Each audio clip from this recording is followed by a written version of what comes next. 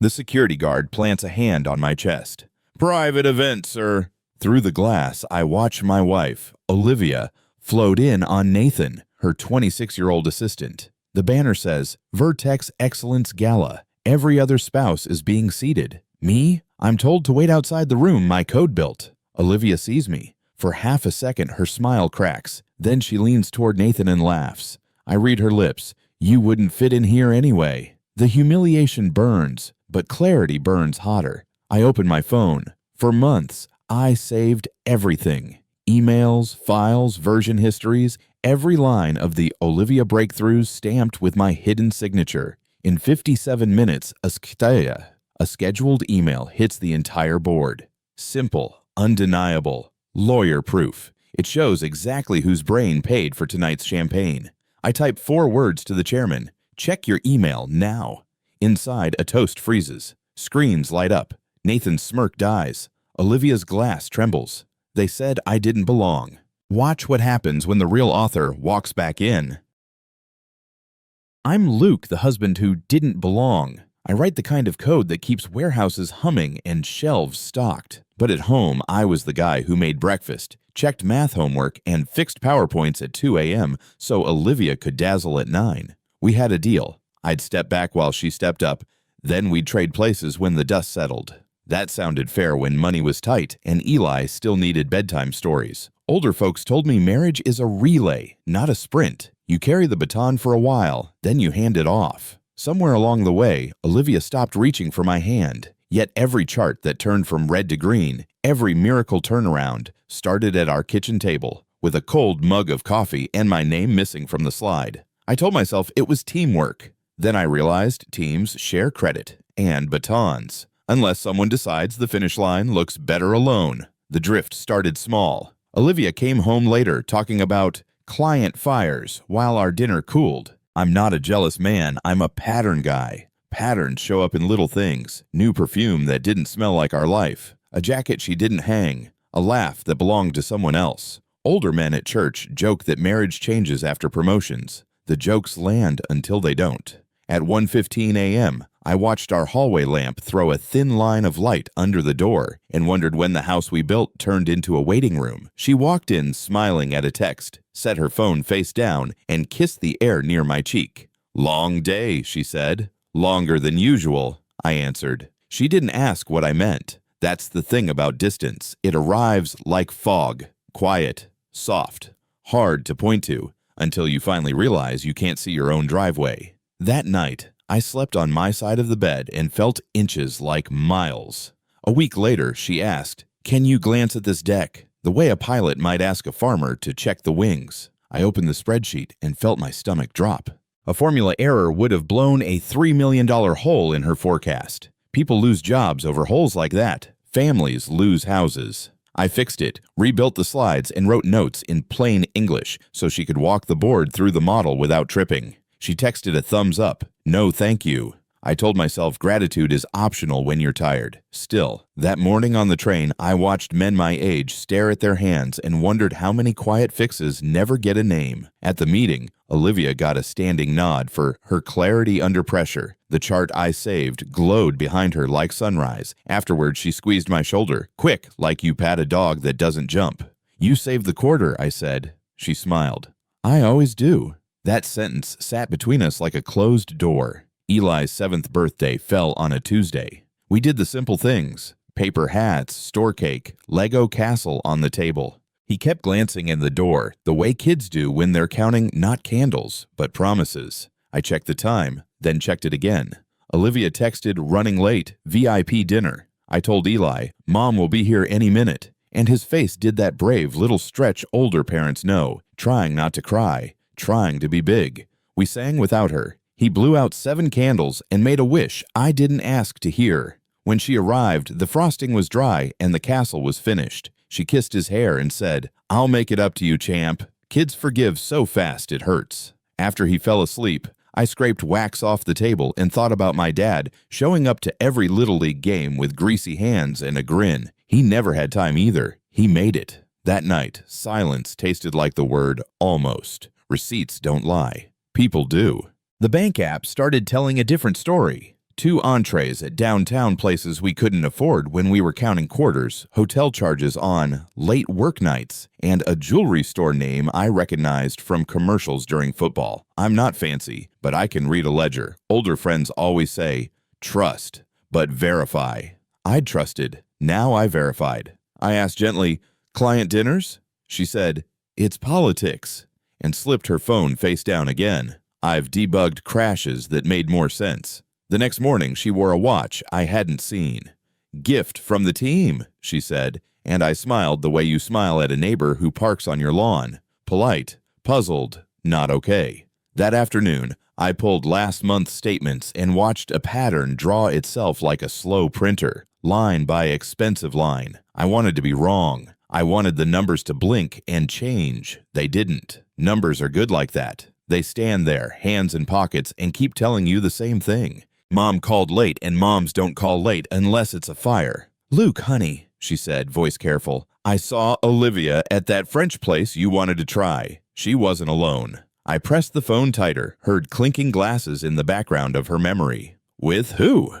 Young guy, sharp suit. Nathan, her 26-year-old assistant, fit the picture like a puzzle piece that had been on the table all along. I told Mom, thanks, and she apologized, like truth had bad manners. After we hung up, I sat at our kitchen table, the place where good things usually start, and stared at the salt shaker. My dad used to say, when a man can't eat, something's wrong. I could have eaten a nail. I wanted to storm, to shout, to make a movie scene out of a Wednesday night. Instead, I looked at Eli's homework, circled a tricky subtraction, and wrote, proud of you. When life bends, older men will tell you, hold your center. I held mine, even as the room tilted. The next day, Olivia claimed a last-minute trip to Chicago. I'm a forgiving man, I'm not a fool. Flights leave footprints. I checked her calendar, blocked. I checked the airline, no ticket. I checked our location sharing, Boston, not O'Hare. When she got home with airport hair and no luggage tags, she laughed off my questions. Travel is messy, she said. So is lying, I didn't say. Older couples survive because they know when to pick a fight and when to pick a folder. I picked a folder. I started saving everything. Emails, decks, drafts, with dates and little notes like you'd leave breadcrumbs in the dark. I didn't snoop. I documented. There's a difference. Snooping looks for gossip. Documentation looks for truth. That night, she rolled away, phone under her pillow like a secret. I stared at the ceiling and thought about Eli's science fair, about how experiments only count if someone can repeat them. If I had to prove my life to strangers one day, I wanted a trail even a stranger could follow. When I asked for credit on one project, just a line in the email, Olivia laughed like I told a sweet dumb joke. You just help, she said, pouring coffee. The vision is mine. Funny how our work becomes her vision in a promotion year. Older men pull me aside and say, pick your battles. I get it, but there's a battle you lose once and pay for forever, the one where your name goes missing. At dinner, I tried again. Could we at least share the write-up? She sighed, kissed my cheek like she was stamping paid on a bill, and said, don't make this difficult. That word, difficult, does a lot of heavy lifting for people who take more than they give. I cleaned the plates, wiped the counter, and felt something settle in my chest that wasn't anger. It was clarity. If credit is oxygen, I'd been holding my breath for years. I exhaled, and in that breath, I decided to stop asking and start proving. If the truth gets buried, dig. I pulled an old hard drive from a drawer, set a fresh notebook beside my laptop, and turned on a desk lamp that made a small, honest circle of light. Older folks will tell you every comeback starts with a quiet room. I began watermarking my work. Simple, legal, invisible marks only a trained eye would notice. Then I backed up versions with dates and hashes and plain language notes. What it does, why it matters, who asked for it. No jargon, no drama, just facts. I recorded conversations I was part of, the way the law in my state allows, and filed them like receipts from a long road trip. By midnight, the fear that had been chewing the edges of my days felt smaller. I wasn't guessing anymore. I was building a case even a tired board member could understand after 2 coffees. When I finally switched off the lamp, the room was the same, but I wasn't. I had a map, I had a shovel. I was done being buried. The invitation arrived on thick cream paper with gold edges. Vertex Excellence Gala. Olivia's name alone. Not Mr. and Mrs., not +1. I ran a thumb along the emboss like it might raise my name from the blank space. That night, she said it was better for networking. I thought about every spouse I'd seen at events, wives, husbands, partners, smiling in photos that lived on company websites. The message wasn't subtle. Older friends say you can learn everything from what a person excludes. I looked at the envelope again and felt the quiet finality of being erased in ink. So I made a different kind of RSVP. I finished my documentation, scheduled an email for the exact minute of her big moment, and practiced saying 4 words to the chairman without shaking. Check your email now. If they didn't want me in the room, fine. I'd let the truth walk in for me, time-stamped, signed, impossible to ignore. The door might stay closed. The walls were about to talk. The guard's hand hits my chest. "Private event, sir." Through the glass, I see Olivia in a silver dress, laughing at something Nathan whispers. He turns, catches my eye, and gives that half-smile young men wear when they think the world is theirs. For a moment, Olivia's smile flickers. She sees me. Then she tilts her head, touches his sleeve, and turns away like I'm a stranger at a bus stop. The ballroom looks warm, crystal, linen, chairs set for spouses. The hallway feels like winter. When you're young, humiliation feels loud. At my age, it's quieter, heavier, like a coat you can't shrug off. The guard repeats himself, softer now.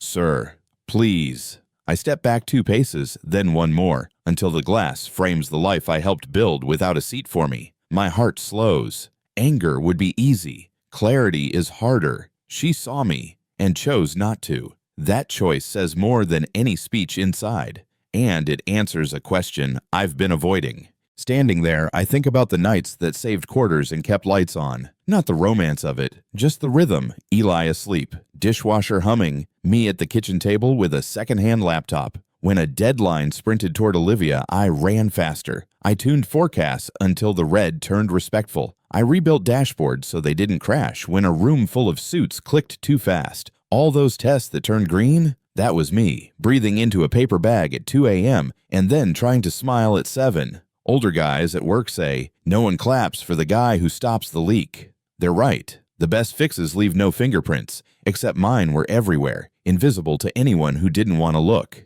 Inside the ballroom, applause swells. I know that sound. I've earned it with my silence. But tonight, silence stops paying. That thought settles in my chest like a steel coin. It's small, it's heavy, and it won't dissolve. I remember the first favor that became folklore. Olivia slid a folder across the table. Quick read. It was a supply plan, the kind that can sink or save a quarter. I spent the weekend turning knots into lines you could follow. Sunday night, I handed it back with simple notes, plain words, clear steps, no fancy talk. Tuesday, LinkedIn lit up. Olivia's landmark strategy. Her slides wore my bones. Her name wore the headline. I told myself it was a win for the team. That's how good people lie to themselves without moving their lips. In a marriage, you don't invoice, but you do notice when every story forgets to mention the co-author. She promised it would be different after the promotion. The promotion came, and the story didn't change. Only the room got bigger. Tonight, the room is the biggest yet. And when the doors finally open for me, it won't be to clap. It'll be to correct the author line. The week before the gala, Eli asked, "Will Mom come to my science fair?" Simple words, sharp edge. I told him, "She'll try." And my voice did that wobble dads hate. He's 7. He's learning to code little stories on a tablet, lining up blocks until a robot walks straight. He showed me a bug and said, "It keeps turning left." I smiled. "It turns where you tell it, buddy." Later, in the quiet of his room, I realized that's true for grown-ups too.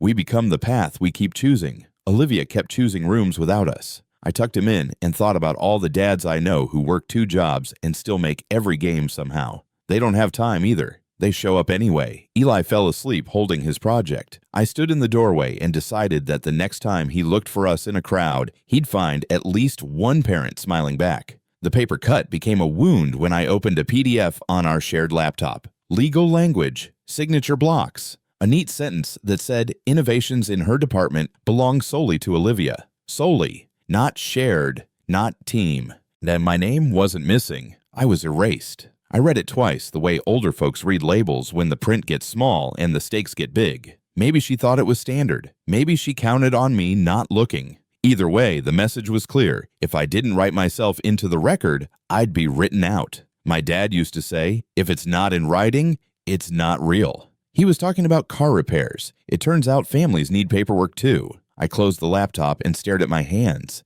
These hands built fixes no one saw. Now they would build proof no one could ignore. The hurt was real, but the plan that followed was too. I'm not a lawyer, but I understand simple protection. I opened my files and added a quiet mark. My version history, dated notes, small identifiers baked into the work the way a woodworker leaves a signature under a drawer. Nothing sneaky, nothing illegal, just a way to show I was here. I made this. I backed everything up twice. A drive in the safe, a folder online with names even a sleepy auditor could follow. For every model, I wrote a one-page plain English sheet. What it does, why it matters, where it started. Older men love a good instruction manual. I wrote one for the truth. When I finished, I felt something I hadn't felt in months. Steady. If someone asked, I could show my steps like a recipe card, flour smudges and all. Outside the ballroom, I check my watch and breathe. Proof doesn't need to shout. It just has to stand there when the lights come on. Before I pressed send on anything, I called Jennifer, a friend who knows the law the way I know logistics. We met at a coffee shop with sticky tables and good muffins. I didn't ask her to be a hero. I asked her to be precise. She listened, wrote dates, underlined words, and circled the parts that mattered. Record what the yurted part get of. Keep copies of what you created. Be calm, she said. Calm is a tool older adults trust. It keeps you from making a mess while you're cleaning one up. She explained the rules in plain terms. What was allowed, what was smart, what would hold up when people in suits stopped smiling. When we stood to leave, she hugged me like a big sister and said, "Truth ages well. Take your time and keep your receipts." I walked out lighter, not because the problem was small, but because the path through it wasn't fog anymore. It was a road. At home, I opened a fresh folder and gave it a name that felt like a promise. Project Atlas. If you're carrying a world on your shoulders, it should have a map. Inside, I sorted everything by year, then by project, then by before Olivia, and after Olivia. Not to be petty, just to be clear, I added little notes in the margins the way my mother did in her cookbooks. This part saves time. Don't skip this step. With each file, the weight in my chest shifted from panic to purpose. Older folks talk about dignity like it's a coat you wear. Mine had been on a hook too long. By midnight, the folder tree looked like a family tree with my actual work in every branch. I closed the laptop and felt something I could stand on. If anyone asked who I was, I had more than a wedding ring and a memory. I had a record that could speak. The first recording happened by accident. Olivia came home late and found me at the table. "Don't make this a big thing," she said, voice smooth as hotel glass. I heard myself answer softly because soft can be strong. It already is. In my state, I'm allowed to record conversations I'm part of. So I did. Only the ones I was in. Only the facts. I didn't chase drama. I stored context. She said I was overreacting. She called it networking, politics, how the game is played. Older men know games. Someone always keeps score, and it's usually not the guy apologizing. I saved the file under a plain name and moved on with my evening. Dishes, Eli's bedtime, lights out. But I lay awake hearing her sentence again. Don't make this a big thing. The size of a thing doesn't change because you whisper. It changes when you measure it. I had started measuring. 2 days later, I noticed a new watch on Nathan's wrist, the same brand that showed up on last week's statement. He admired it under the ballroom lights like a prize at a fair. Gifts are fine, patterns aren't. I thought about my father-in-law bragging once about buying Olivia her first stopwatch for track, so she'd know exactly how fast she was. Time has a way of telling on us. I watched Nathan tap the face, then look away when he saw me at the glass. Shame is a flinch you can't rehearse. Inside, the MC asked everyone to raise a glass. I raised my phone instead. In less than an hour, the emails I'd prepared would answer every question no one wanted to ask. Shiny things catch light. Truth holds it. I slipped the phone back into my pocket and felt the smooth edge of my ring. If a man's name means anything, it has to mean something when it's hard. Mine was about to. That night, I turned my kitchen into a command center. Every folder, contract, and version file scanned, tagged, and uploaded to an encrypted drive. 7 years of work, one sleepless night. The hum of the scanner sounded like confession, every page whispering, "You were here." I took photos of whiteboard sketches, bug reports, and timestamps that carried my initials. Older men talk about getting your ducks in a row. Mine had serial numbers and checksum IDs. By sunrise, I'd archived my life in a digital vault no one could rewrite. Proof doesn't age like memory. It stays sharp line by line. Somewhere in another part of the city, Olivia was probably rehearsing her acceptance speech. I wasn't planning revenge. I was preparing clarity. When the truth finally shows up, it shouldn't knock. It should log in. I closed my laptop, stared at the sync bar climbing to 100%, and whispered to the quiet room. I archived 7 years overnight. Grace cornered me near the elevator, eyes darting like she was handing off state secrets. "I shouldn't be saying this," she whispered, slipping a small USB into my hand. But I saw what she did. Olivia had made Grace sign forms listing all departmental innovations under individual ownership. Hers. Grace had tried to protest, but HR only hears promotions, not pleas. She looked tired, the kind of tired that comes from holding someone else's silence. "You deserve credit, Luke. I'm sorry." I told her, "You just gave it back." Older folks say heroes don't always wear capes. Sometimes they wear name tags. As she walked away, I realized Grace wasn't just saving me. She was saving herself from complicity. That flash drive burned a hole in my pocket all the way home. Inside it were the signatures I needed and a reminder that even in corporate jungles, good people still risk something for what's right. A week later, a direct message slid into my inbox. "Are you the one who posted that optimization patch?" I'd uploaded an anonymous fix on a coding forum. Nothing fancy, just cleaner math for a logistics problem. The account messaging me had no photo, only a blue logo. "Your solution?" they asked. I hesitated, then replied, "Yes." Their response came fast. "We'd like to talk."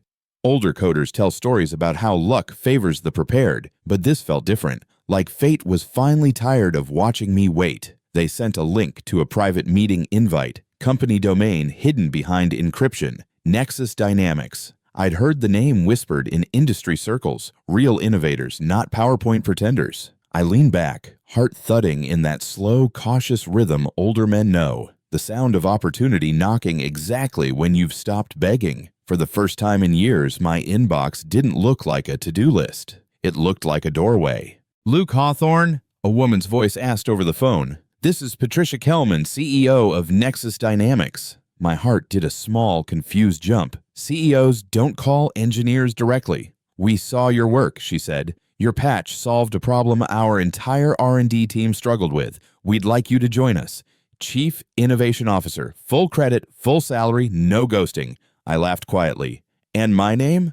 "Spelled correctly," she said, smiling through the phone. I thought about every night Olivia took bows while I stayed home debugging. Now someone wanted me, the man behind the curtain. I didn't say yes right away. Older men learn to read the fine print, even when the print sounds like redemption. But when she ended with, "We value builders, not borrowers," I exhaled. That was it. A seat at a table built on merit, not charm. I looked at Eli's picture on my desk and thought, maybe the comeback already started. The email subject line stopped me. Remembering Dr. Sarah Weiss, my old professor, the one who'd seen past my stammering freshman self and called me a born architect of systems. She was gone. The obituary said she spent her last years mentoring women and men who'd lost credit for their work. I sat still for a long minute. Grief, gratitude, guilt, they all share a border. Dr. Weiss once told me, brilliance means nothing if you hide it to make someone else comfortable. I'd been doing exactly that. I renamed my evidence folder Project Sarah, not for drama, for discipline, a reminder of what she taught me. Silence doesn't make you noble, it makes you forgotten.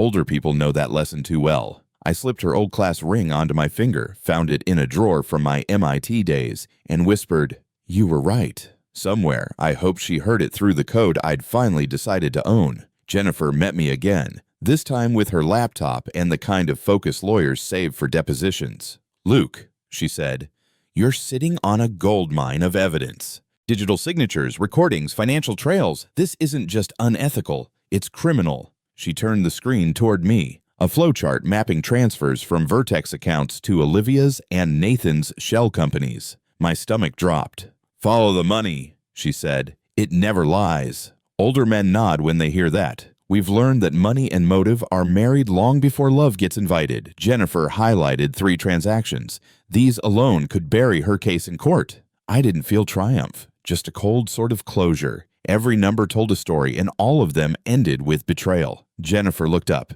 "You can end this whenever you're ready." I nodded. Almost.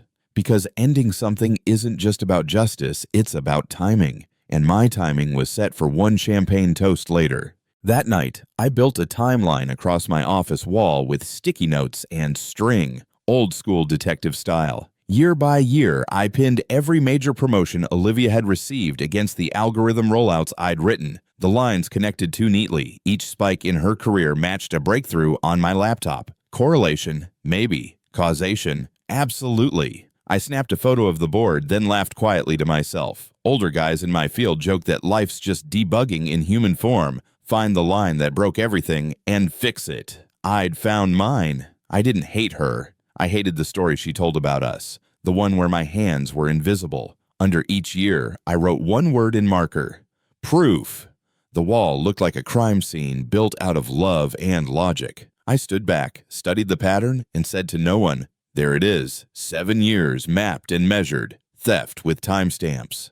To lock it all down, I ran the models one last time, embedding a cryptographic watermark in every function. It's like a signature only an engineer could read, hidden but permanent. If anyone tried to copy or resell the work, my digital mark would light up like a flare. I let the final test run overnight. At 2 a.m., the green text scrolled by. All clear. "Every line whispers my name," I said under my breath. And it wasn't pride, it was relief. Older men like me don't chase glory. We chase proof that our work mattered. When I was younger, I carved my initials into a tree behind our first apartment. Now, I carved them into code. Same instinct, different forest. I saved the version, Alwaysone, labeled it Final, and backed it to 3 drives. The house was silent, except for the fan hum. Funny how victory doesn't sound like cheering. It sounds like a machine exhaling. The clock on my screen read 8:47 p.m., the exact moment the Gala's champagne would rise. I queued the email in my outbox. Subject line: the real author of Vertex success. Attachments: proof, signatures, code logs, transaction summaries. I scheduled it to send precisely as Olivia took the stage. A quiet timer for a loud truth. Older men love analogies, so here's one. Life's like programming. You debug until the code finally runs right. Tonight, my code would run on its own. I rehearsed my message one last time, short and simple. No bitterness, no insult, just facts. I hit schedule and stared at the screen until the confirmation popped up. A countdown began in the corner. 5 hours until revelation. I leaned back, took a slow sip of coffee gone cold, and felt my pulse steady. Timing wasn't revenge, it was symmetry. She stole my work in public. The truth would arrive the same way. The morning of the gala, I ironed my best suit, the one I wore when we first got married. I polished my wedding ring, not out of nostalgia, but for closure. In the mirror, I saw a man who'd stopped flinching. My reflection looked older, yes, but also cleaner, like someone who'd survived a storm without losing his map. I tied the tie twice. Older hands aren't as steady, but they remember muscle memory. Eli peeked in, asked, "You going somewhere fancy, Dad?" "Just closing a chapter," I said. He nodded, satisfied, and went back to his Legos. I smiled. Kids build worlds without knowing how fragile they are. Adults rebuild theirs when they finally learn. I slip-awayed the drive with Project Sarah into my pocket, checked my watch, and felt something click inside me. Not anger, not grief. Readiness. For 7 years, I'd waited outside the room my code built. Tonight, I wasn't knocking. I was walking in. The Meridian Grand looked the same as the night I was turned away. Gold trim, soft jazz, people who think confidence is clothing. I walked the marble path slowly, stopping right where I knew the overhead camera hung. A small red light blinked above me. Perfect. Let the record show. The man who built the backbone of Vertex walked back through the front door. I straightened my tie, checked my reflection in the glass, and smiled for the lens. Older folks will tell you that sometimes you don't need to fight. You just need to arrive. I wasn't sneaking in. I was documenting an appearance, one that history could rewind. Inside, laughter and champagne clinks spilled through the doorway. Outside, I stood in frame, patient and deliberate, like a witness waiting for his cue. "Let them record the moment I came back," I whispered, stepping forward until the camera's light glowed steady. Tonight, the footage would finally match the truth. I pulled out my phone, the same one that once carried family photos and now carried justice. One message, 4 words. "Check your email now." Simple, polite, nuclear. I hit send. Older men appreciate economy. Measure twice, cut once, speak only when it matters. Those 4 words were a lifetime's worth of swallowed sentences. The message flew across encrypted airwaves toward the chairman's phone, a tiny signal that could topple everything. I watched the screen flash "delivered" and felt the same calm I used to feel when a system compiled clean. No errors, no warnings, just execution. The guard at the door glanced at me, probably wondering why a man in a gray suit was smiling like he'd just solved a riddle. He couldn't know the equation I'd balanced. 4 words can move mountains, and this one was already shifting, quietly, invisibly, like tectonic plates under a ballroom full of people about to feel the shake. Through the glass, Olivia glowed under the stage lights. The banner behind her read "Vertex Excellence Gala, celebrating innovation." I almost laughed. Every sentence she spoke had my fingerprints rearranged into hers. "My work," she said, "has pushed the boundaries of supply chain analytics." My work dressed in her vowels. Nathan stood beside her, chin up, proud as a parrot repeating lines it never understood. The crowd nodded, the kind of polite nods people give when they hear buzzwords they don't grasp, but want to applaud anyway. Older folks call it the language of boardrooms. Loud, empty, rehearsed. I leaned closer to the glass, just enough to see the teleprompter scrolling words I'd written years ago in my kitchen. The irony tasted sharp, metallic. She finished her sentence with a smile that used to make me forgive everything. Tonight, it made me certain. The lie was live. Broadcast in real time. So was the truth, traveling faster. The first phone lit up at the head table, then another, then 6 more in quick succession, a domino trail of blue light cutting through the golden ballroom glow. I watched the confusion ripple like wind through wheat. Some heads bent closer to their screens, others froze mid-toast. You could almost hear the click of understanding spread from one executive to the next.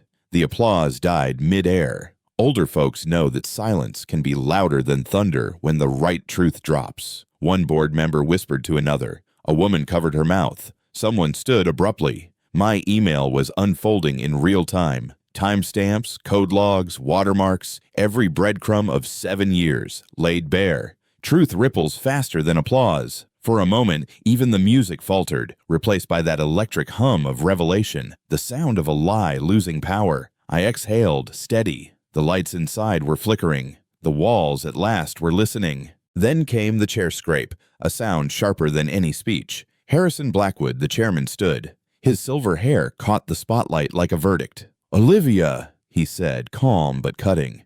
"We need to talk. Now." The microphone picked up the words before the audio tech could mute him.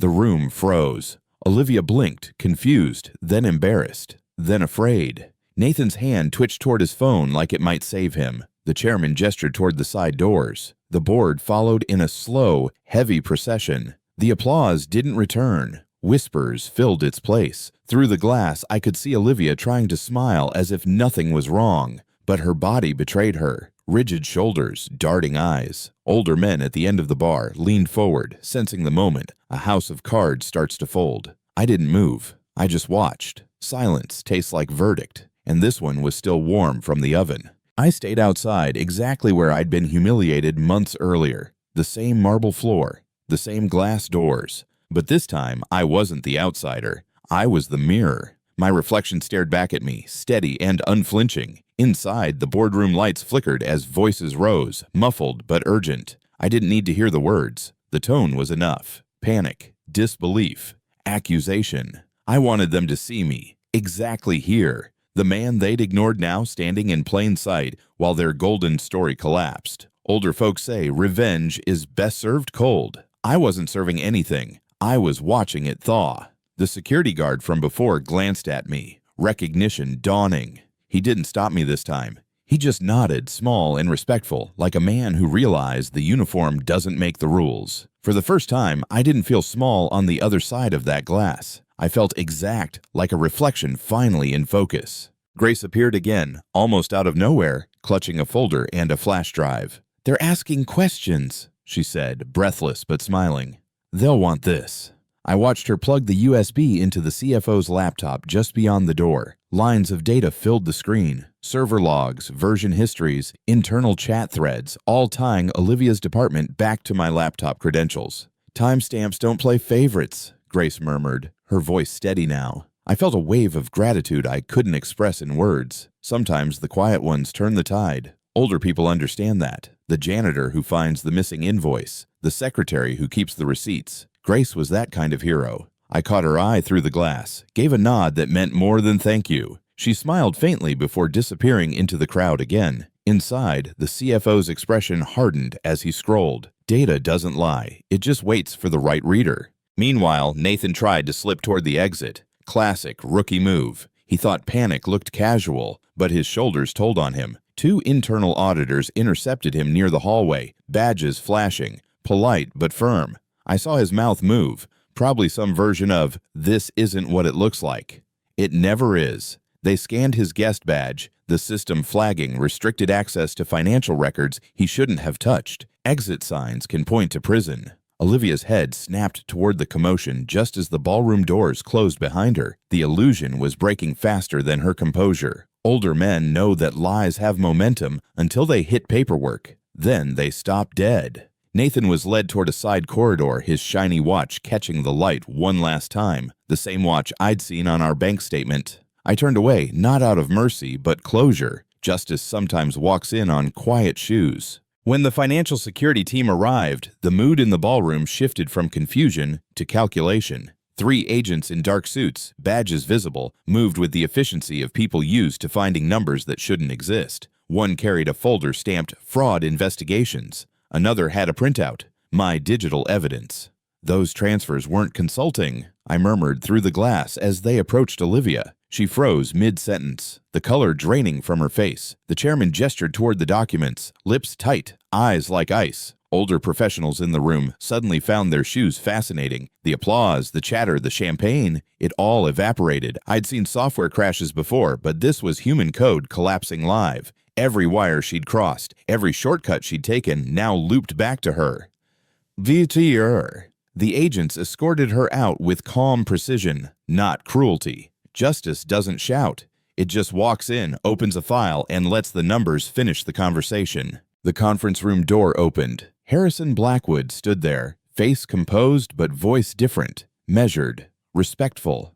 "Mr. Hawthorne," he said, "we'd like you to come in and explain the origins of your work." For once, I was invited in. The room looked smaller up close, maybe because the power had shifted. Every eye turned as I stepped across the threshold. Grace was there, the CFO, 2 attorneys, and a silence so clean it almost sparkled. I laid my drive on the table, plugged it in, and watched my algorithms bloom across the screens, line after line, my invisible labor finally visible. Older folks talk about moments that define you. This was mine. Harrison leaned forward. "Is this your signature in the code?" I nodded. "Every one of them." He sat back, exhaling slowly. "Then it seems we've been giving credit to the wrong person." I didn't gloat. I just breathed. Deep, steady, whole. Finally, the door wasn't locked. The room was silent except for the faint hum of the projector. I opened the first file, my code, line after line filling the giant screen. "Here," I said, pointing to the watermark hidden in the algorithms. "This is my signature. It matches every iteration since 2000. The hash code glowed faint blue as it verified against the database. Then came the commit history, dates, timestamps, even the small late-night notes I'd left for myself. Fixing Olivia's model again. The board leaned forward, faces tight with realization. I scrolled through the email trail, my drafts, her replies, the transfers of files that proved how my work had been rebranded. Older men in the room nodded slowly, the kind of nods that mean, "We've seen this before, just not this clean." Proof isn't loud, it's precise. And on that screen, precision was devastating. For 7 years, my work spoke in silence. Tonight, it was speaking fluent truth. Olivia tried to keep her voice calm. "This doesn't prove anything," she said, but her tone cracked halfway through. I clicked play on the next file, an audio clip, clean and legal. Her voice filled the room. "Just sign it, Grace. I'll handle the ownership later. It's better if the paperwork lists me alone." No background noise, no confusion, just her, clear as confession. The waveform danced across the screen while the lawyers took notes. Her voice prosecuted her better than I could. Olivia reached for the table, but her hand missed the edge. For a second, I almost pitied her. Almost. Older folks say a person's true voice always comes back to them. Mine just had better timing. When the clip ended, the silence that followed wasn't awkward. It was unanimous. She looked at me, eyes sharp but empty, and said, "You recorded me?" I met her stare. "No," I said. "You recorded yourself." Nathan broke next. He was sweating through his shirt, glancing at the door like it might open to a different life. "Look," he stammered. "I didn't know it was that serious. I just moved the consulting funds, okay? She told me it was approved." His words fell faster than his confidence. The auditors typed everything, keys clacking like hammers.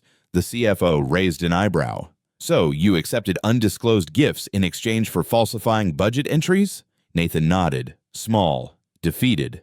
Older professionals know that loyalty is currency. Spend it on the wrong person, and you go bankrupt fast. He tried to explain, but excuses sound thin under fluorescent lights. The chairman didn't raise his voice. He just said, "Thank you, Mr. Rowe, that'll be all." Nathan's chair creaked as he stood, the sound of a career folding in half. As he left, he passed me without a word, eyes wide, face pale. Loyalty melted the moment light hit it. The CFO adjusted his glasses, opened a new spreadsheet, and started typing.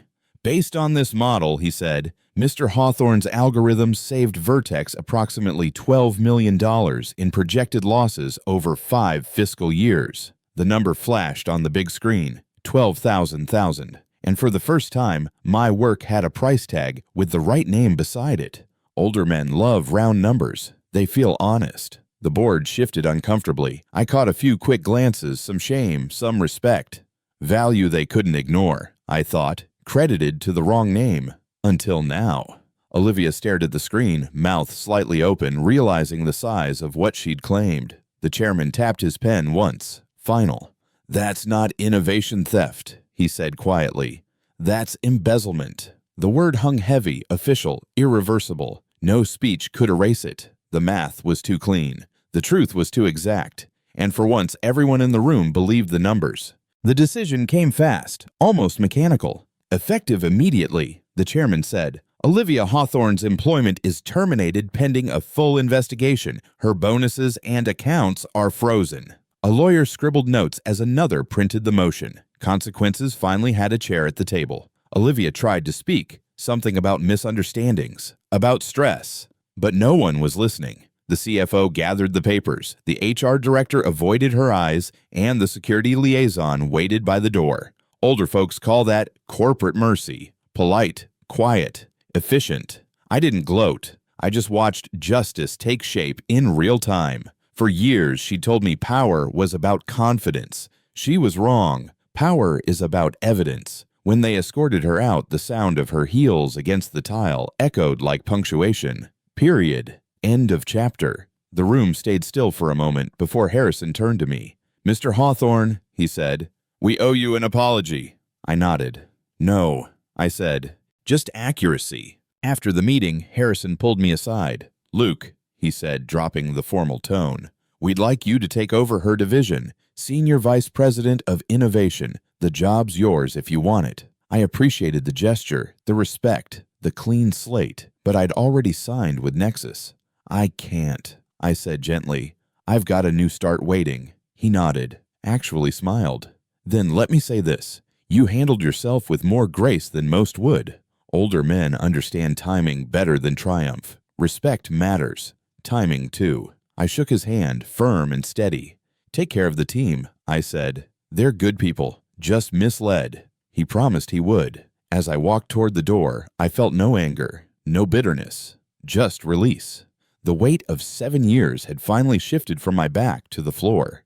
The company would survive. So would I. But I wouldn't rebuild here. I was already building somewhere better. The hallway looked longer than I remembered. Brighter, too.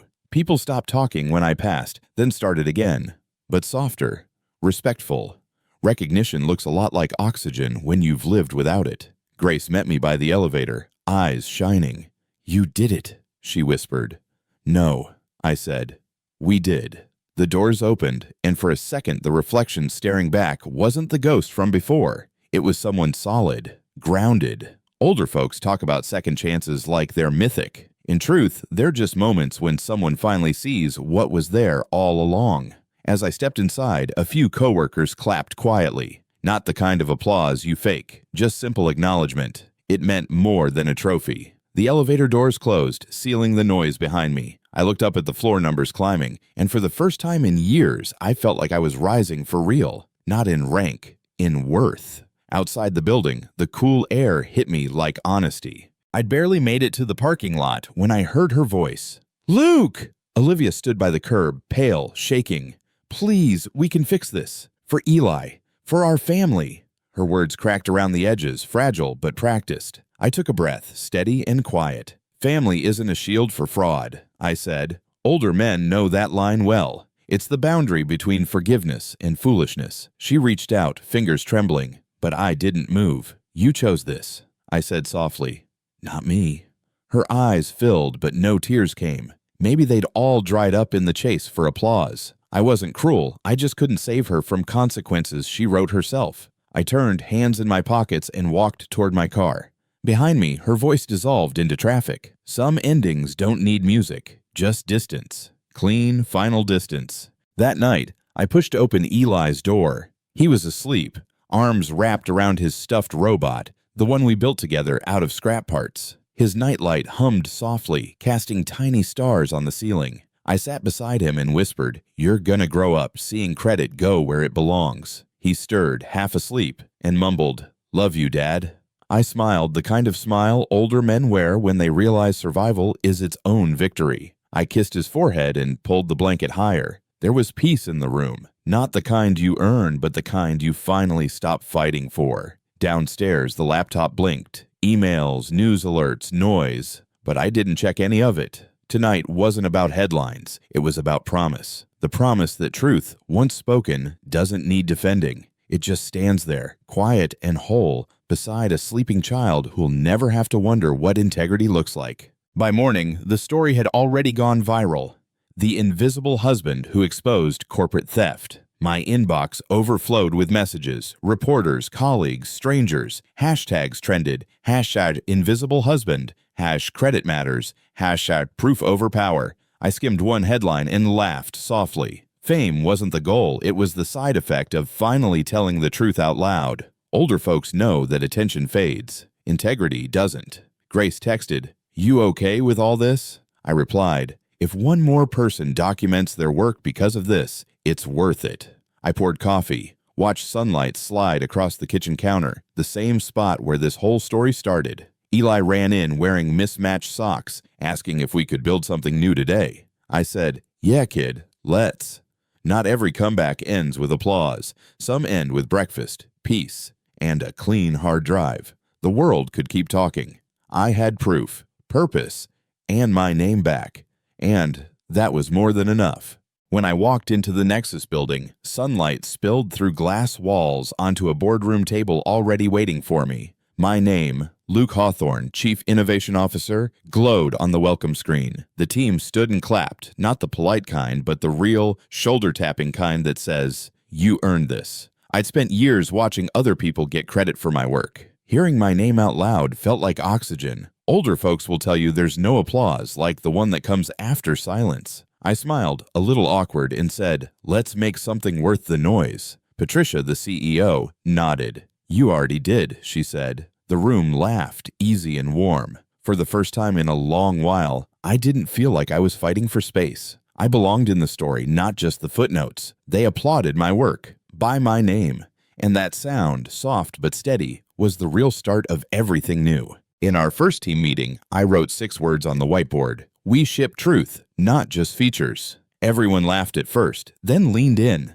"I mean it," I said. We build with signatures no one can erase. It wasn't about code, it was about culture. Older men in tech know the danger of shortcuts. You trade pride for speed and end up invisible. Not here. At Nexus, we designed systems where credit traveled with creation, where logs were transparent and teamwork actually meant something. The young developers nodded, eyes wide. One of them said, "You really believe that, don't you?" I smiled. Belief didn't get me here. Proof did. We kicked off the sprint that afternoon. Sticky notes everywhere. The kind of messy energy that makes good things happen. For once, I wasn't rewriting other people's slides. I was setting the tone. The room buzzed with ideas, and I thought, this is what honest work sounds like. Olivia moved out 2 weeks later. No shouting, no drama, just boxes, papers, and a lawyer's letter about custody.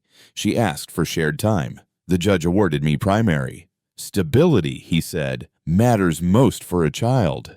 I nodded. Older dads know that winning custody isn't victory. It's responsibility. Eli asked where Mom was, and I told him she's figuring things out. Kids don't need details, they need reassurance. The house felt different after she left. Quieter, yes, but cleaner, like air after a storm. I found her old mug in the cabinet, still marked with lipstick, and placed it in a box labeled past.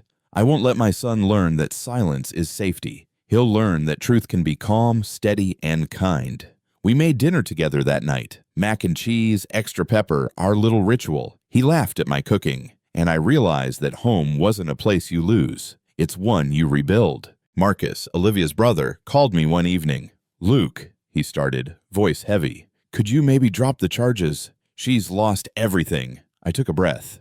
"Marcus," I said, "so did I." Before I started telling the truth. He sighed, muttered something about family, about mercy. Older folks love the word mercy, but they forget it doesn't erase history. "I don't hate her," I said, "but she has to live with the choices she made." He was quiet for a moment, then said, "You're a good man." I smiled faintly. "No, I'm just done being a quiet one." After the call, I turned my phone face down and stared at the ceiling. Mercy isn't the same as forgetting. I'd forgiven her enough times to lose my name.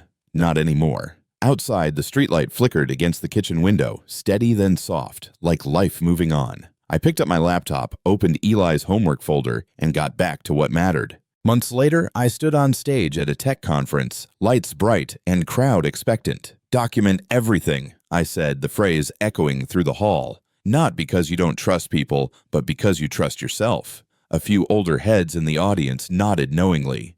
"Visibility isn't a gift," I continued. "It's a practice." I told them about proof, not revenge, how keeping records saved my sanity more than my career. The applause that followed felt different from the ones Olivia used to get. It wasn't admiration, it was understanding. Afterward, a young developer approached me. "I saw your story online," he said. "It made me start saving my work properly." That hit harder than any award. I shook his hand and said, "Good. Just remember, integrity's not an app. It's maintenance." Backstage, I looked out over the empty seats and smiled. Proof had become purpose, and that purpose was finally bigger than pain. Eli entered the regional science fair with a coding project, an app that tells stories when kids finish their homework. He'd built it himself, tiny bugs and all. When his name was called for first place, he ran to the stage, sneakers squeaking, grin wide. "I did it, and it's mine," he said into the mic. The crowd laughed, clapped, and I swear my chest could have cracked from pride. Older parents in the audience smiled at me knowingly. They'd seen it too, the moment your child understands ownership, not as power, but as pride. Later that night, he showed me his code. It wasn't perfect, but it was his. I told him, "You know what the best part is? You signed it." He nodded, serious. "So no one can steal it." I laughed. "Exactly." Watching him sleep later, trophy by his bed, I thought, maybe this was what healing looked like. A child who knows his name matters. The email came late on a Sunday. Subject line, "I'm sorry." Olivia's name. I read the first line, an apology written in careful sentences that sounded like regret but felt like rehearsal. "You didn't deserve how I treated you," she wrote. "I hope you can forgive me someday." I hovered over reply, then closed the message instead. Some stories don't need an epilogue. I clicked archive. Some messages deserve silence. Older men will understand this. It's not bitterness. It's boundary. Forgiveness doesn't always mean reopening a door. Sometimes it means knowing when to stop knocking. I shut the laptop, poured myself a glass of water, and looked out the window at the night city. The lights blinked steady, like code compiling quietly. I whispered, "Goodbye," not to her, but to the version of me who needed her approval. He'd done his job. I had peace now, and peace, like proof, didn't need an audience. From my new office, I could see the old hotel where it all came apart. Same skyline, different man. The team at Nexus was planning our own annual gala, and Patricia asked if I had any notes. I smiled and said, "Yeah, make sure everyone gets a +1. The room laughed, but I meant it. No one waits outside on my watch. Older folks know that inclusion isn't decoration, it's justice done right the first time. As the sun dipped behind the city, I glanced at the invitation draft on my desk. At the bottom, in small print, it read, "Innovation belongs to those who build it." I nodded. That line was mine. Out the window, the glass of the old ballroom reflected the sunset, a mirror to a past that no longer owned me. I turned off the light, grabbed my coat, and headed home. There was still dinner to make, and a kid who liked stories.